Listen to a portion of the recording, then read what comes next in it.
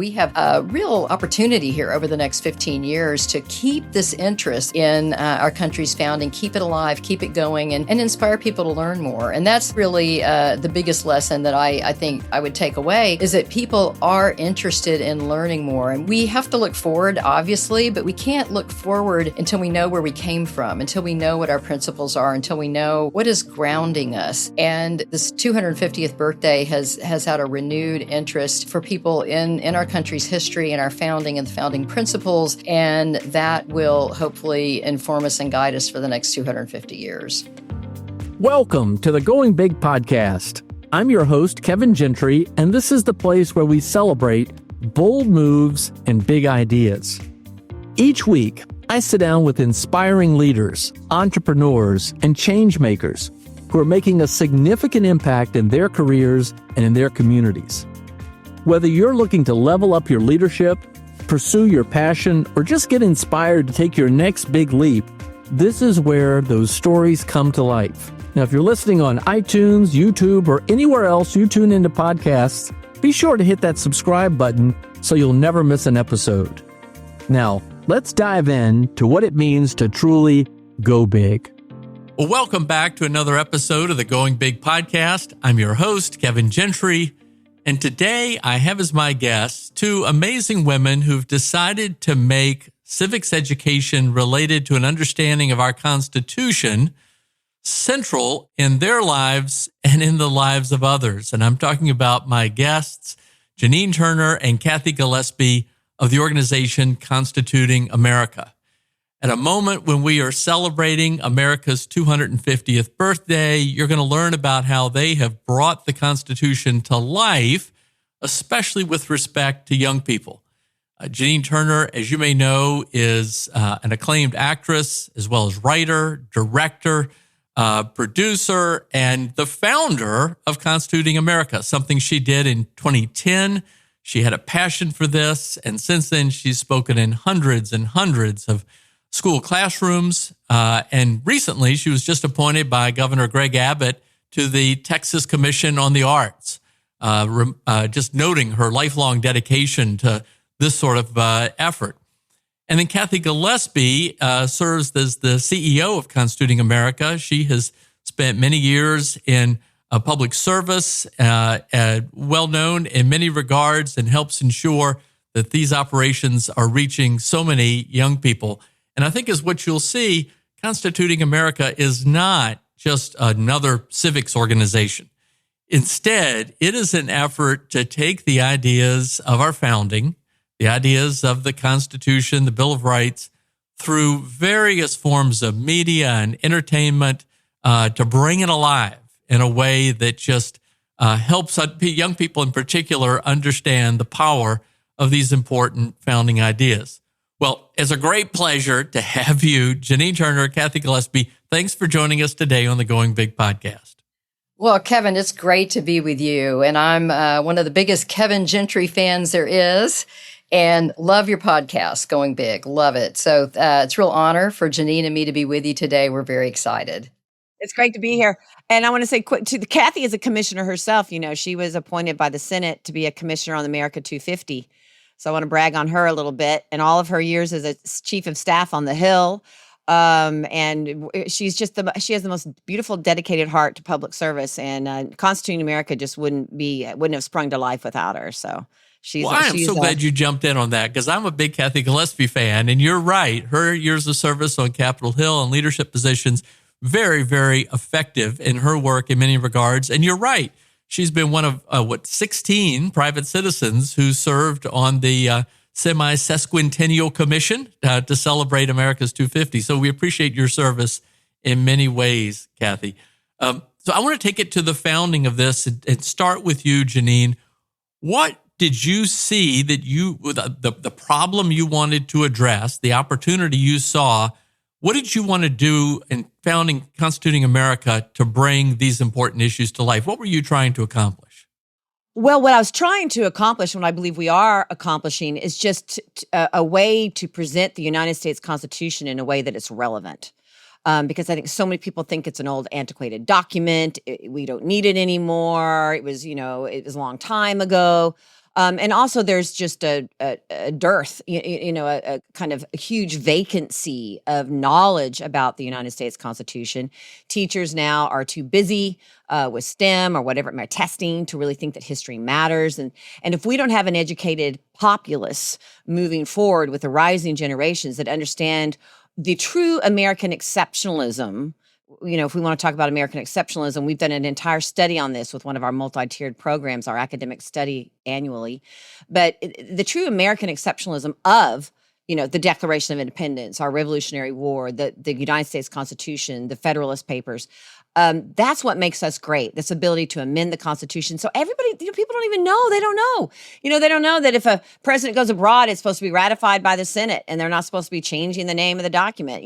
They don't know that the Constitution could be amended. If not by Congress, the states can do it. This is all the people's power that's wonderfully where we keep tyranny at bay through the checks and balances. And the checks and balances are something that aren't really talked about that often, but that's what preserves and prevents tyranny. In our study, we talked about it. Prevents, fascism, communism, socialism. We hope, you know what I mean. The World War II, World War I. The rise of Napoleon, all the failures of Greece and Rome. All of these things we can attribute to these documents and how exceptional they were. And I think I read the Constitution with my daughter. I was homeschooling her for 1 year. And as I read it, I thought, oh my gosh, this is so fascinating, because I was raised by my father, who was a graduate of the United States Military Academy at West Point, and he was a medaled pilot with the United States Air Force. He didn't talk about it that much, but when I was in 8th grade, I looked up to him and said, "Dad, if our founding fathers were to come back today, what would they be most disappointed about?" So in conclusion, I will say that I think God implants us with little missions and purposes, and like a Build-A-Bear. Have you ever built a bear with your child at Build-A-Bear? With our daughter, many years you ago. have to put the heart in there, And I think I was just born with this. Supposedly, I'm related to George Washington through his grandfather. I don't know, but I've had this love of our founding fathers forever, and I want to use the arts to combine with academics in the way my 5th grade teacher did, which I'll talk about later, to just educate students about why this matters, because people want to get rid of it, these documents, and this, in my opinion, is the only way we're going to keep our Republican form of government and our freedom are with these documents. Indeed. All right. Well, Cathy, what made you decide 15 years ago that this was such a worthy effort that you devote so much of your life to?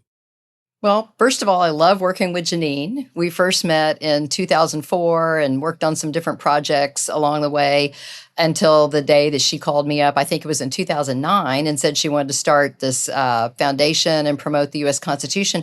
But it was in the innovative way. It was the vision that she had that was really not being met by any other civics organizations. As you said in the introduction, that we're not just your run-of-the-mill civics organization, because we actually use the arts. We impact the culture with the Constitution.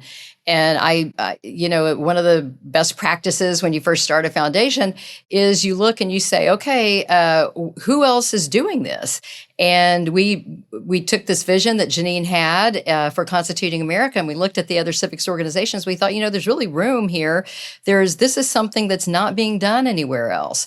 And so Janine has very creatively designed all of our programs every one of them has an element of impacting the culture.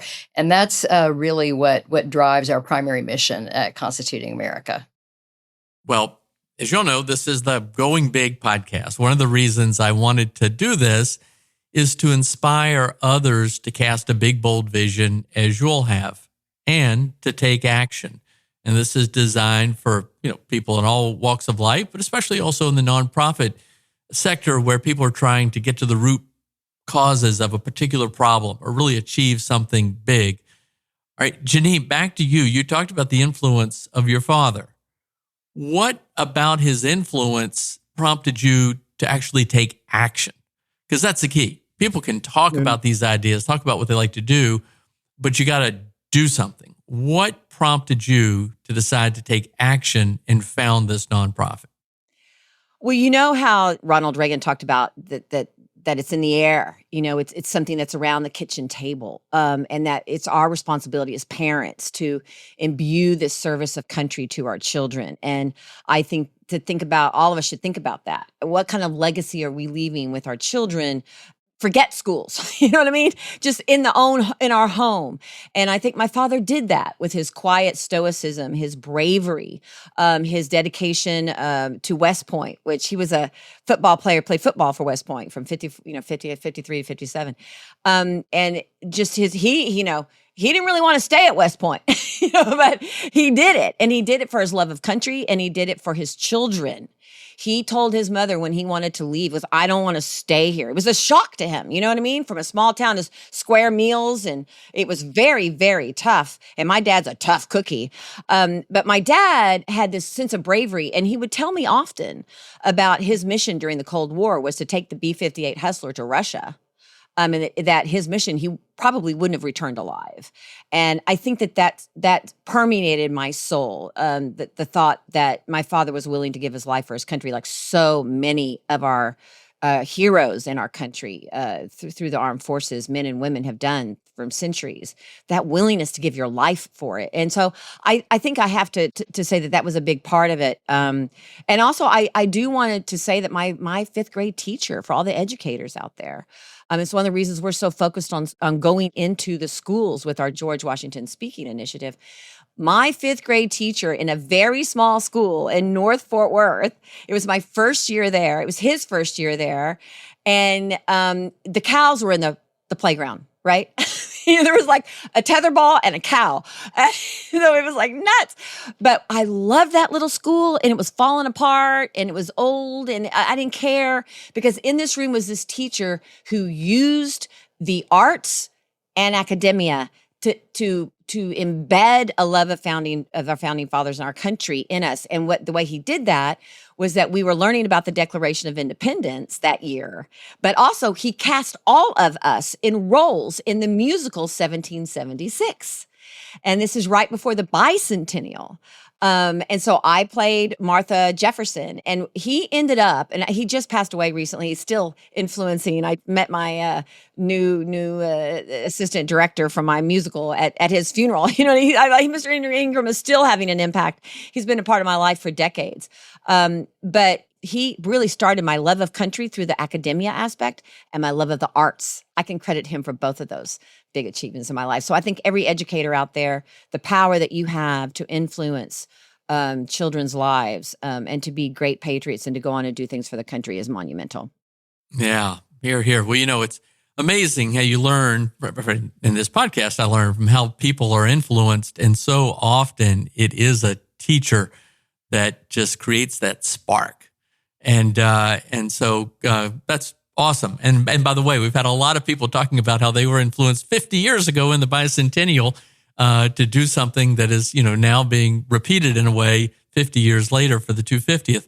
Well, Cathy, how did you help bring it to life? I think it seems to me you'll have a really strong partnership. And I've always been taught that, a good partnership is two people who have shared values, shared principles, and a shared vision and shared objectives, but complementary capabilities. So what was it that you were bringing to the table, and what did you see that needed to be built? Well, I think my experience just in government and campaigns and politics and fundraising, that's so much of my background. And I like to say that now I'm using all those things for good. To teach the Constitution, the founding principles to kids. But that's one strength that I brought. Janine brings a wonderful on-screen presence. And Janine has a lot of business sense in her own right. Her family comes from a very strong real estate business. Her mother was one of the most successful realtors in Tarrant County. Her mother's on our board, and Janine has got great business sense herself. And so I do think that we have brought a great partnership together. And just to build on something that you asked about a second ago, Kevin, just on the on the model and why we settled on that model. It's really at the time, I think back to in 2010 when we started this, American Idol was just sort of the really hot show. And kids were just starting to make videos of themselves out on YouTube. They were just starting to want to be that next. I don't think TikTok even was a thing back then. I know Instagram wasn't, Snapchat. I don't even think we had Facebook. I think Facebook was very new, at least when we first started. But kids wanted to be the next star, basically. And so Janine had said, if kids are going to be making these videos and trying to be the next big star, they ought to be making videos about the Constitution. And so we took that and really ran with it. And I do think it's just been a great partnership. Well, Janine, given your experience in the entertainment field and as an actress, but also as a writer, as a producer, what was the problem that you all were trying to solve that you chose to utilize things like popular culture, media, film, music, all of these things? What were you trying to address in this manner? Yeah, I'll just say, first of all, I think Cathy is modest because without Cathy, I mean, we wouldn't even, Cathy is what brings everything to life. I may have all these ideas, but it's Cathy there that and all her wealth of knowledge about foundations and fundraising. I mean, where would I be? Where would we be without Cathy? But, I think that to build off what, you're asking and what Cathy was saying is that, look, it's really easy if you believe in let me just say, in a different genre, to become hip and popular on MTV or those type of things. And so the culture is very crowded with a certain bias. And how do you integrate into that? And that's what Cathy and I felt was really important. And by the way, I think you're talking about how people can be inspired. I mean, this is, not to segue for just a second, this is what democracy in America is all about, right? It's about how we help our country through our own visions and our own communities to help others and inspire others and not rely on the government to do it. So I think that this is what keeps America great. And certainly Alexis de Tocqueville thought the same thing in his, we did a study on that too, by the way, one of our academic studies.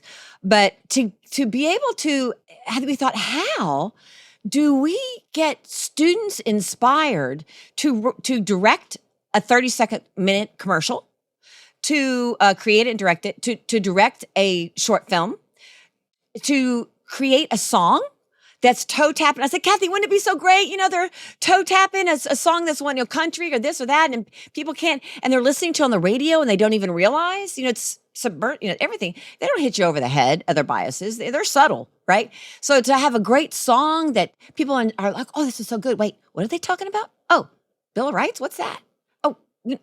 Freedom of religion. So it's just to be able to infiltrate the culture. And we didn't even know if that could be accomplished. But Kevin, we have had the most amazing contest entries through our We the Future contest, which is all these things we launched in our first year. We even did a road trip, all the way across the country in a bus that was falling down and did a documentary all in our first 7 months and got it to schools by September and wrote 85 essays on the 85 Federalist Papers, Cathy and I and the scholar. We were really motivated. But that these students have created the most beautifully inspiring, hip, cool short films, public service announcements, commercials, songs.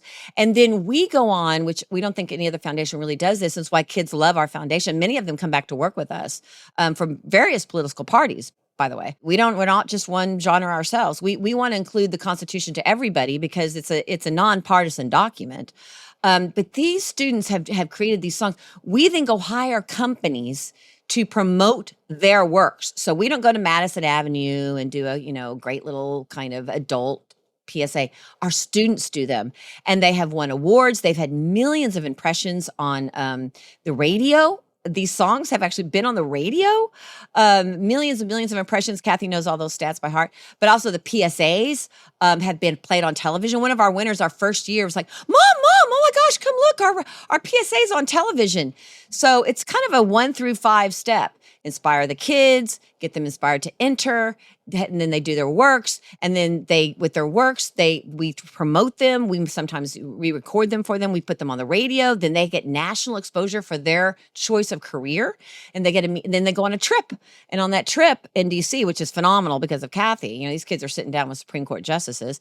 They actually get to meet a mentor on the Constitution and a mentor in their own career. So we're really putting those two together because we know that these little young inspired patriots will take that into their professional field. Well, here's a follow-up. I've had Doug Bradburn from Mount Vernon on and Dr. Jane Kaminsky from Monticello on, and I mentioned with John Irwin, who produced Young Washington. And they understand that to grab the attention of middle school students and high school students, other young people, you've got to embrace the culture and you've got to engage them and you've got to engage them through these multimedia efforts. But it sounds like you're doing something else and you're also on the creative space. You're putting them in the space to actually do the creation. Why is that important? It's important for a number of reasons. First of all, there are future leaders in entertainment. We've got our future singer-songwriters, our future film directors, our future for the essay winners, our future writers, or even our STEM winners, because we have so many different categories to the contest, our future scientists. So we want these future leaders to all have a heart for the Constitution, a knowledge of our country's founding principles, but also to impact and influence students across the country. There's no better influencer than their peers. I think, Janine, I remember you making that point the other day when we were talking. It's that peer-to-peer influence. If a student goes on YouTube, and we do ask all of our students that enter our song contest, film, PSA, we have them go ahead and upload their entries to YouTube. So even if they don't win, their entries are even influencing their peers. And if someone is on YouTube and they happen to see, hey, there's a student like me who cares about the Constitution, maybe I should learn more, maybe I should get involved. So it's really a peer-to-peer type thing. Well, I really applaud this, by the way, because so many approaches, I think, tend to be kind of top down. It's a national organization. We're gonna provide this educational material. We're gonna tell them these stories, et cetera. But you're really much more bottom up. You're essentially empowering these young people to be a part of the process. And when they do, they get the experience, but it also really helps it bring it to life for them. Well, and when we go into the classrooms, which we've done all over the nation, thousands and thousands and thousands of students being reached. It's funny because we can reach students through the classroom, but we can also reach millions through the internet and social media and things of this nature. But when we go into the classroom, which can't be negated, the importance of that, this quiz that we have is not just, we're going to tell you what, we make it Socratic. Like, okay, we want you to be a part of this process. Now, and what I thought, how can we get them to understand this? They need to understand how it works. So I'll go in, Cathy will go in, and we'll say, okay, what would you like to change in your neighborhood? Because a lot of times they can't think nationally, you know what I mean? Or what do you want to keep? And we'll have them raise their hands, and students will say all kinds of things like save the platypuses, better breaks for small businesses. I want a key for the community pool that's for free. We have too many drugs in our neighborhood and we need more lights. We need more stop signs. And of course, those things would be on a like on a local level, but we use that. And some kids will say national things as well. But we say, it's we the people.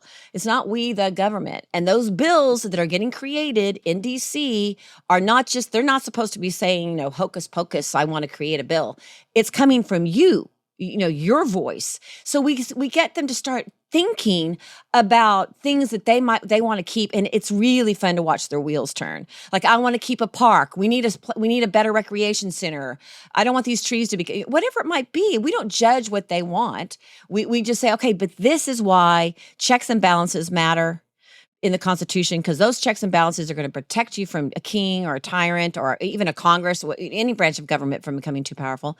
And then you have your voice where you can actually influence through a petition, through your speech, through the press, through your assembly. And we talk about the fact that billions of people across the planet, take China, can't do that. So it's building an awareness of this unique exceptionalism we have here, that we don't always say that word, because it freaks people out. But, it's just that we have these tools that our founding fathers left us. And we can use this to maintain our freedoms. And what does that mean? It means you can speak. And I talk about my experiences in China. You weren't allowed to talk. I mean, those kids. And so it's just teaching them that not to take these things for granted. All right. Well, I got a couple of follow-up questions now because you all are in the arena. You're out there. You know what's going on. You're seeing things firsthand. First, you, Janine, you've spoken in hundreds and hundreds of high schools or schools. Are you pessimistic or optimistic about the future? I mean, we hear that there's not enough attention on civics education, not enough on American history. Kids' values are changing. Give us a sense of how you see the world today. Well, I think it's twofold. I think I could be pessimistic if we don't continue to step up. We have to step up because we are against a tidal wave. And at any moment, if we put our guard down, it's going to engulf us. So I think that my pessimism would be that we kind of sit back and say, it is what it is. All of us, whether it's one person, two people, 10 people, anybody can make a difference. If you inspire a love of all these things that we are discussing today, checks and balances, the government, the documents, to just your grandchild or your child, you're making a big difference. So I could be pessimistic if I didn't know that we still have a great sense of responsibility in our country, many of us, and that we're stepping up for it. And then when I go into these schools or we meet these winners, oh my gosh, these winners of our contest. I definitely want to talk about the short film that we just did and all these young actors that came in to portray George Washington and Sybil Ludington and Abigail Adams and everything. They are incredibly inspirational. And so it's not as negative as one would think out there, but it is going to take that we don't step back. We have to step forward. Cathy, I'm sure you have a lot to say about that as well. Yeah, Cathy, what is your perspective on this? Well, I think kids are hungry for this information. They get very excited when we go into the classroom because so often these days teachers don't have enough time to really go into it. It may not be specifically, depending on what school district or state they're in, depends on how much of it is even in their curriculum. And the students are, as Janine described our presentation, it's very interactive. We make it really fun. We teach off a 10-question quiz. We hand out prizes for kids that participate, get the right answer, and kids get excited about being involved. They get excited about the empowered feeling that Janine talked about with teaching them how to create a petition, telling them they're important, telling them their voice is important. Their member of Congress wants to hear from them. And so we get testimonials from teachers all the time that tell us that they have kids participating in our presentation that have never once raised their hand or participated in their classroom. The teachers tell us, I see kids writing things down during your presentation, and I've never seen them open a notebook or take a note before. So the fact that these kids are hungry for this, to me, is encouraging, and it makes me very optimistic. Well, on another front, similar though, we just celebrated the 250th anniversary of the Declaration of Independence. The celebrations will be ongoing for years, and it will be a while before we celebrate the 250th of the Constitution. You served on the commission, the U.S. Commission around the 250th, Cathy. We've talked about, we were alive 50 years ago during the celebration of America's bicentennial, and there was a lot written about at the time that it was a bad time in the country. It was just after the Vietnam War, after Watergate, but the bicentennial brought people together. But it doesn't seem quite that that's happening as much right now. Maybe I'm wrong, but are you optimistic or pessimistic about where we are in terms of being able to truly celebrate the founders' vision for this country? Well, I'm optimistic. On the America 250 Commission, one of our guiding premises was that we want to involve all 350 million Americans in the celebration of our country's 250th birthday. And we work to have programs that would involve just a variety of Americans. And from the events that I was at, I really saw people coming together. I mean, in December 31st, when the ball dropped, then and there was a red, white, and blue ball, and I think they dropped several tons of red, white, and blue confetti. There was a wide variety and diversity of people gathered down in Times Square that just erupted in cheers. And we handed out 20,000 flags in California at the Rose Bowl parade the next day in January, and that's in California. And no one refused a flag. So I think people have come together around this, and I think that one of the most important things that we can remember, and one of the biggest accomplishments, as you said, in the 70s and 1976, it was a rough time for our country, and politically people are divided. But Benjamin Franklin, if we remember back after the drafting of the Constitution in 1787, walked out of Independence Hall, and someone asked him, Dr. Franklin, what kind of what form of government have you given us? And he said, a republic, if you can keep it. And the fact is, we've kept it. We've kept it for the past 250 years. We've kept it from 1976 to 2026. And I'm optimistic we're going to keep it for another 250 years. Yeah, a number of the people I've interviewed about America's 250th, when asked about what do you think the founders would think, many of them said they would be shocked that it lasted for 250 years. Many didn't think it would last more than 10 or 15 years, even though they were willing to sacrifice their lives, their fortunes, and their sacred honor for this bold experiment. Well, let me just ask a couple of other related questions. What lessons should we take away from the celebration of America's 250th, but also lessons taken away from what you're doing and how we should think about this kind of stuff for the future? I mean, you're dealing in real world data all the time. You're seeing things firsthand all the time. What should we learn and apply to make this stronger for the future? Well, the first thing I want to kind of build on this really fabulous discussion that we're having, which is, I think that we need to learn from what we hear on television, but not be psyched out by it. Because I think that usually we need to learn when we hear about this radicalism, that, okay, we need to step forward. We can't sit back and let this happen, but we can't be psyched out to think that this small group over here, is what really is reflected in the communities. And yes, we can't be naive either that it's not permeating. But as Cathy says, when you get into those, I love Northern Exposure too, for all the town halls they did, in Northern Exposure. But when you get out into the community, like Cathy said, all the flags they passed out and whatnot. So I think I wanted to just chat about that too. It's just be aware, make a step to be of service, but don't be psyched out, because then you get depressed. And one of the things that I found that when we're in these classrooms, you see a lot of kids with their heads on their desk. Kids that feel there's no hope. And that's how they feel in some of these other countries where they can't speak. So many of them with tyrants or dictators, or whether it's, and they all know about North Korea for some reason. You know what I mean? They're very aware about North Korea. But those people have no hope. And what we teach our students and everybody that's involved with you have hope, and you have hope because of this document.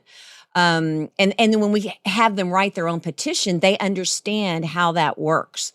Oh, here are the tools in my toolbox. Oh, if I want a kids' recreation center, I have the power to do that. So it's a lot of fun. But I just want us all to remain hopeful, but to be aware, but to remain hopeful. The other thing I'll say is, when you say now that 250 is over, you know what I'm hearing? I'm hearing all these people texting me in the past couple of weeks saying, I just watched your short film. It's so amazing. We just went to see George Washington. It's like everybody was so busy with America 250. Now they're having time for the rest of the summer to sit back and say, oh, I want to watch these things. I want to see them now. And that is the everlasting permanence of the arts, especially in the culture where we live today. You can go on YouTube or TikTok or go to see a movie, and these things are ever present. So they talk a lot. I've learned through Cathy about America 250 continuing on. And we did our series of 17 90-second vertical series episodes at this tavern where everybody walked in. Patrick Henry, and then John Adams, and then Thomas Jefferson, and then Benjamin Franklin. But we also had Molly Pitcher and Sybil Ludington and Phyllis Wheatley. And they all arrive at this tavern. And so we released those for 3 or 4 months, 90 seconds at a time, because that's the attention span of the kids. So I had the pleasure of writing it and, with our donors who funded it and bless them all. And then co-directing, co-editing, creating all the costumes and whatnot. So it was my dream come true. But all these founding fathers and mothers came into this tavern. And now we connected all of them at the end into a short film. So it's there. It's there on social media. It's there on YouTube, TikTok, wherever you can go watch it. Each founding father, because in 90 seconds, our goal was how do we teach a little lesson in 90 seconds? And because that's really the attention span of kids on social media. And we were able in our stats, we can see that people landed on that video and stayed with it and watched it. We consider that to be, we've had millions and millions of views, a wonderful success. And so it's out there and also those clips can now go into the classroom.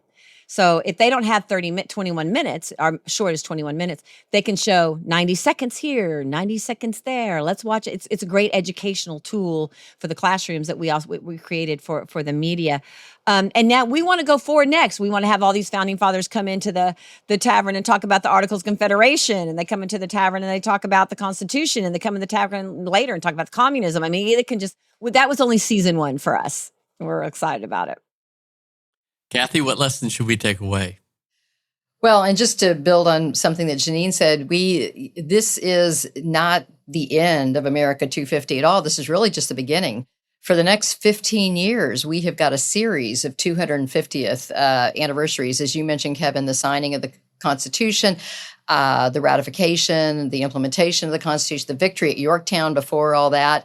But then also going all the way up to 2041, the 250th of the ratification of the Bill of Rights, which took place in 1791. So we have a real opportunity here over the next 15 years to keep this interest that Janine's talking about in our country's founding, keep it alive, keep it going, and inspire people to learn more. And that's really the biggest lesson that I think that I would take away, is that people are interested in learning more. And we have to look forward, obviously, but we can't look forward until we know where we came from, until we know what our principles are, until we know what is grounding us.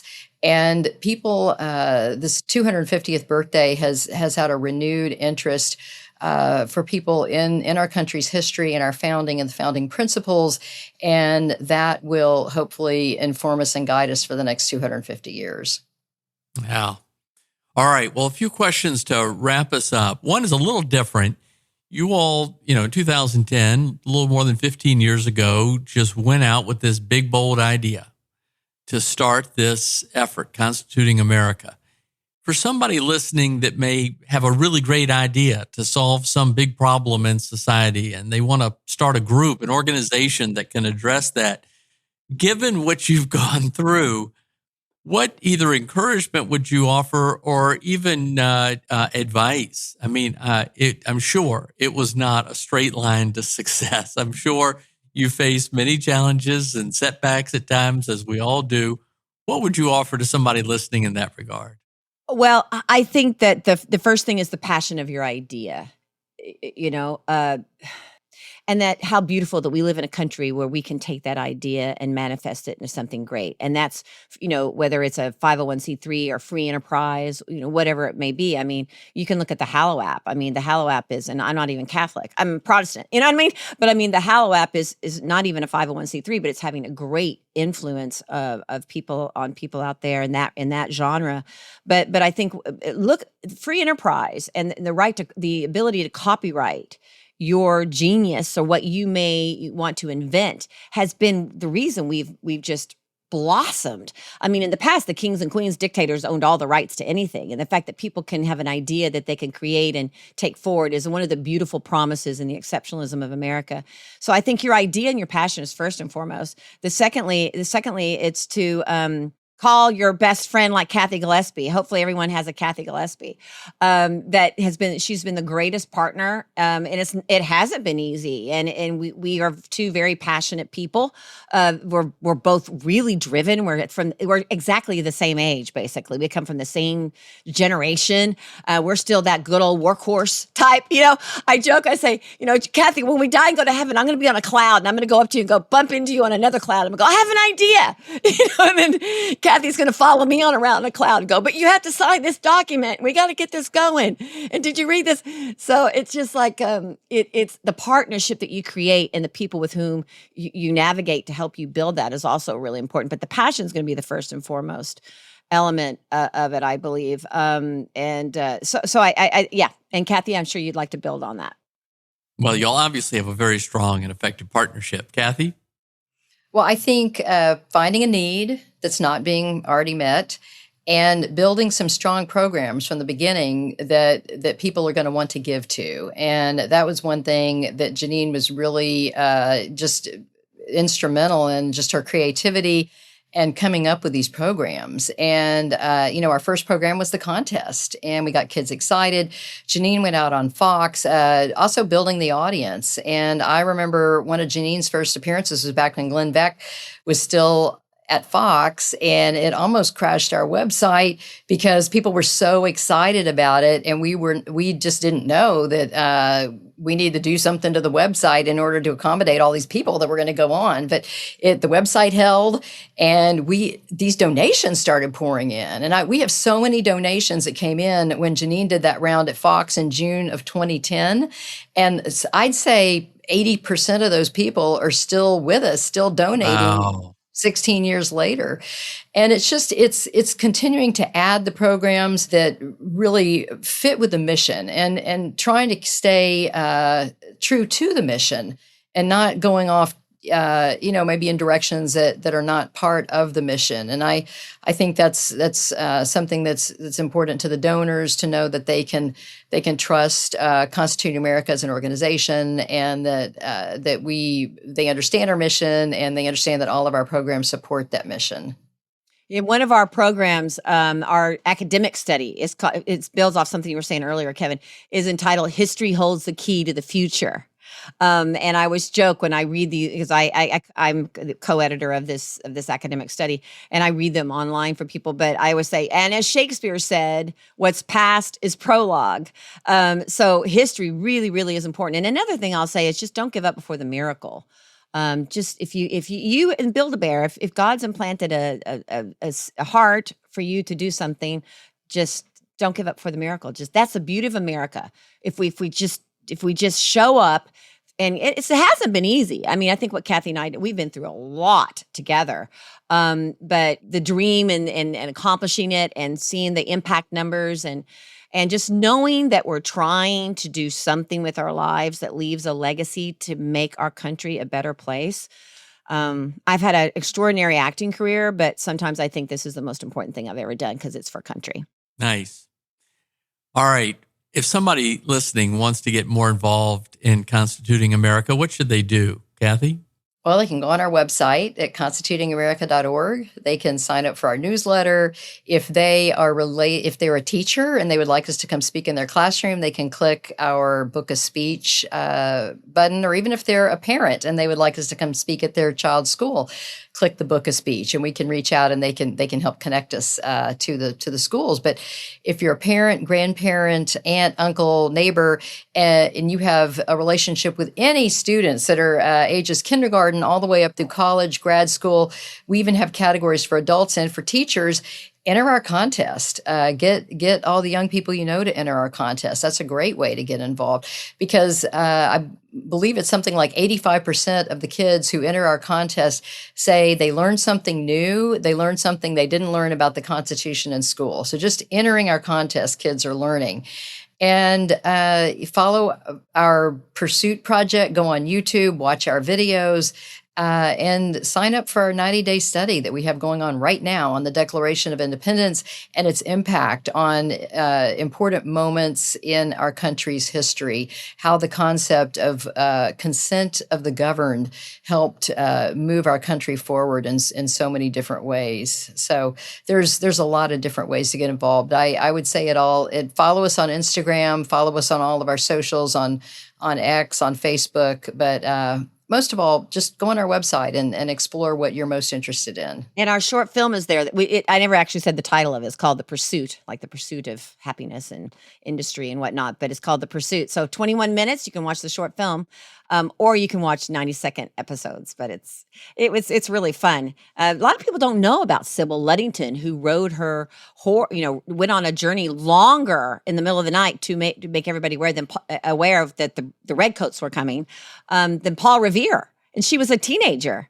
So she comes into the tavern. It's really fun to see. And Phyllis Wheatley, who had been a slave at the time and then was freed, met with George Washington and adored him and wrote this beautiful poem about George Washington. So our last minute is when Phyllis Wheatley comes in the room and reads this sort of ode to George Washington. So it's a lot of unsung heroes, but a lot of people that we do know. But it's a fun, entertaining way to continue to educate because, as we say, love of country doesn't stop after the America 250 celebration. Nice. And Kevin, I would not be the good reader of your weekly newsletter that I am, your weekly fundraising tips newsletter, if I didn't mention that another way to get involved with Constituting America is to become a donor and help fund some of our projects. Become a monthly donor. You can become a monthly donor for as little as $17.76 a month. We currently have a matching grant going on of $250,000 from the Pine Rock Foundation. So every gift right now is matched.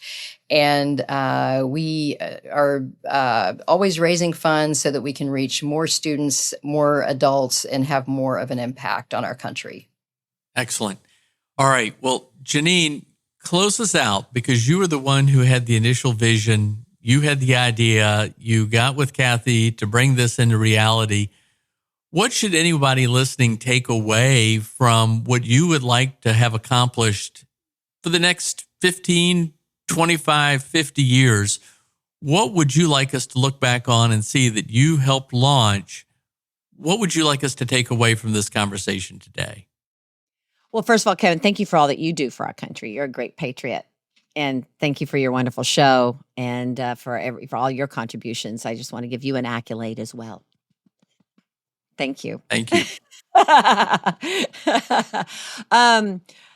So you're asking what would I like to see? What would be the greatest accomplishment of the foundation, or what is the vision that I see? Exactly. That would make me happy? What would you like to see From my really cloud. achieved as a result of all of this work that you have done?